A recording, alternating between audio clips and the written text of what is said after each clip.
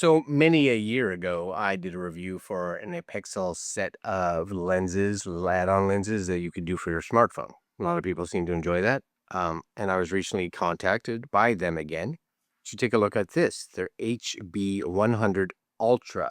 So I believe this is like having or putting on your smartphone like a 100 millimeter macro lens is the thought behind it. So they come in about 50-ish dollars for this. But again, the nice thing is universal application. So it really doesn't matter what cell phone you have. Of course, the clarity of your image is going to have a lot to do with your cell phone. But this is an HD smartphone lens, premium quality HD. It's like an f1.05 large aperture. So take your cell phone snaps to the next level as long as those cell phone snaps have to do with macro photography. So if we look at the back, 5 elements, 5 groups, fully multi-coated and hydrophobic coating. Fancy. Focus distance is between 50 and 110 millimeters, right? So you're about 5 centimeters up to 11 centimeters.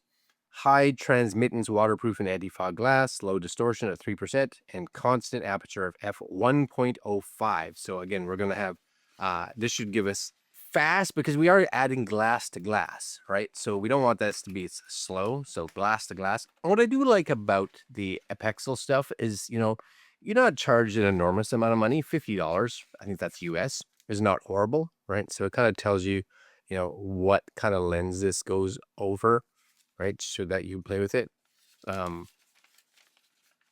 It's a manual, right? Am I going to look at that? Maybe, maybe not. And then this is what I like. They always give you this fantastic little carry case, Yeah, that's nice. Nothing wrong with that. And little closure. It's falling up. That's really large. Oh my goodness. That's a large lens. Holy smokes.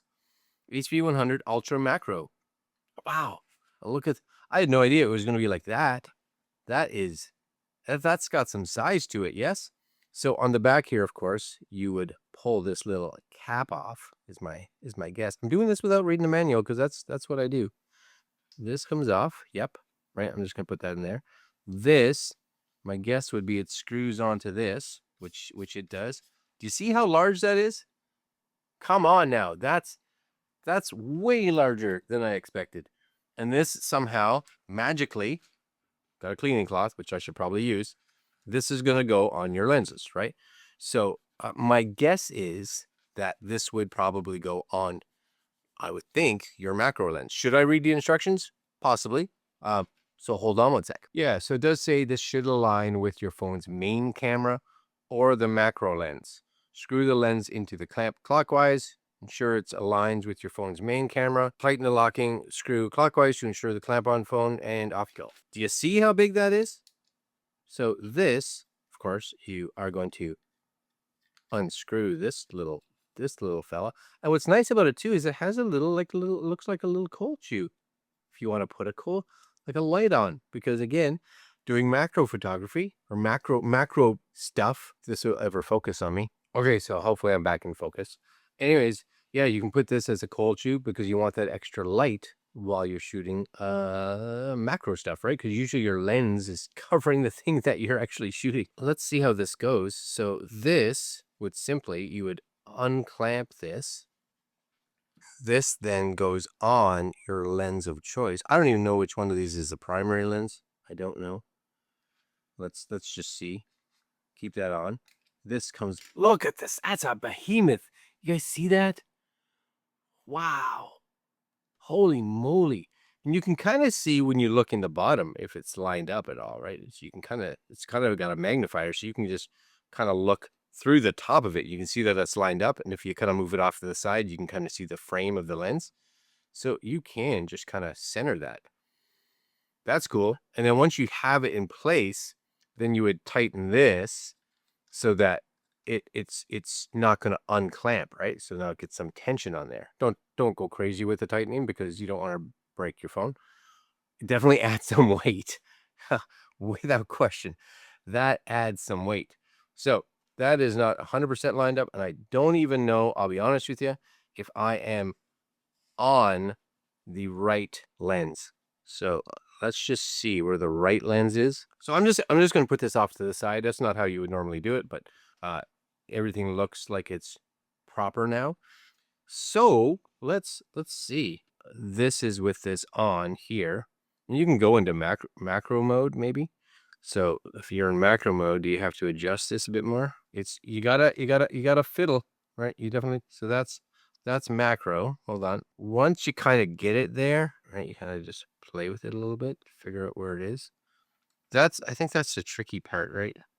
I might back over the normal one. So that's just the one thing to be sure of. If your camera is deeper, I don't know if this could reach it, right? So it's got to be one of these two lenses.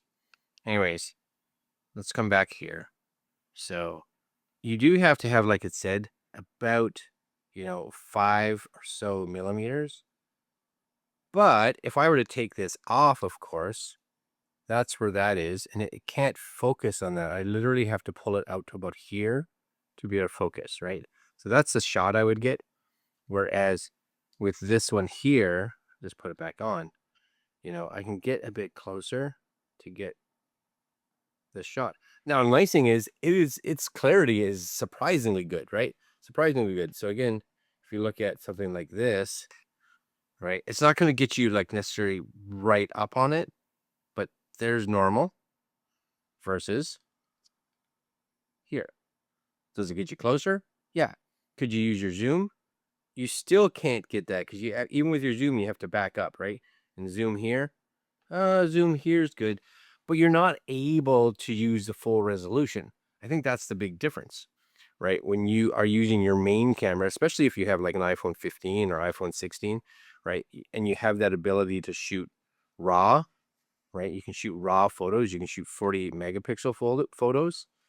That's when this really is nice. Once I can figure out where I'm putting this again. So now you get this nice clarity. And again, I could go into photo here and I could turn on my raw max. And so now I'm actually shooting like 48 megapixels. So I have that quality that normally I wouldn't have. Yes. Now I am curious again to go into this macro mode because I'd love to actually see. Because macro mode on the iPhone gets you like stupid close, right? You get to get right in there. I don't know which is the macro camera. So the macro camera is, so it's the top one. So this should be able to snap onto that top one for sure. And so you end up getting, see, you get this because it's so wide, you end up getting this circly thing. But if I took this memory card, for instance, geez, I can't even, this is where extra light comes into play. So if I were to go like right down on this, kind of as close as I can get, right? Yeah, you can take shots of it. Issue becomes it stops its own when you go into macro. It literally shadows its own self, right? Does that make sense? It shadows, it's producing its own shadow. So if I were to do this, for instance, like I'm touching this glass, right? This is on the glass. Click.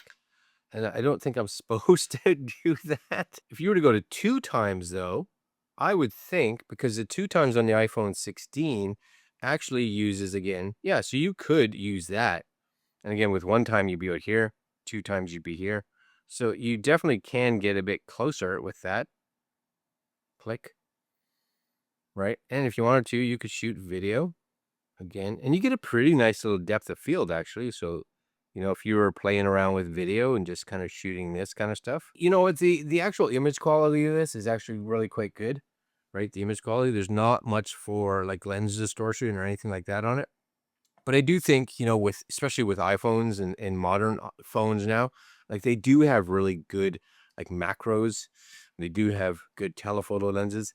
This is honestly, it's for a very specific person that needs a specific need. They want to shoot, I would think they want to shoot that closer image without having to switch to their macro camera, without having to switch to and losing resolution, right? This allows you to use like that 48 megapixel raw camera on like the iPhone. Because if you start switching cameras, you go to the macro camera or you go to the telephoto camera, you end up switching back down to 12 megapixels. So if you want to be able to keep that 48 megapixel and get a little closer, I think that's where this comes in. So definitely for a specific market, but if it is your market, then I think the quality is really good. The glass is really good. I like the fact that it has this little cold shoe mount, because you definitely, if you're going to get really close, especially if you're using like the 0.5, so you get into your macro mode, you're going to need to be able to produce some light without question. Like you need to get some light in there. If not, this is going to just shade all the available light that you have. Anyways, for 50 bucks, and if it is something that you're like, yeah, I think it's cool, I think it's a good option. For someone like me that doesn't shoot macro stuff, not so much. But again, I'm not the target demographic, right? I'm not the target audience. Anyways, I will leave links below to where you guys can take a look at this, as well as some of the other stuff from Apexel. They make pretty good stuff, and pretty good stuff on a budget, which is actually probably the part that I like the most. Is they're not afraid to actually have a good price, along with the fact that they have a good product. Yeah. All right, guys, links down below. Like, comment, share, subscribe. Hit the little notification bell, and I will see you fine folks next video. Later.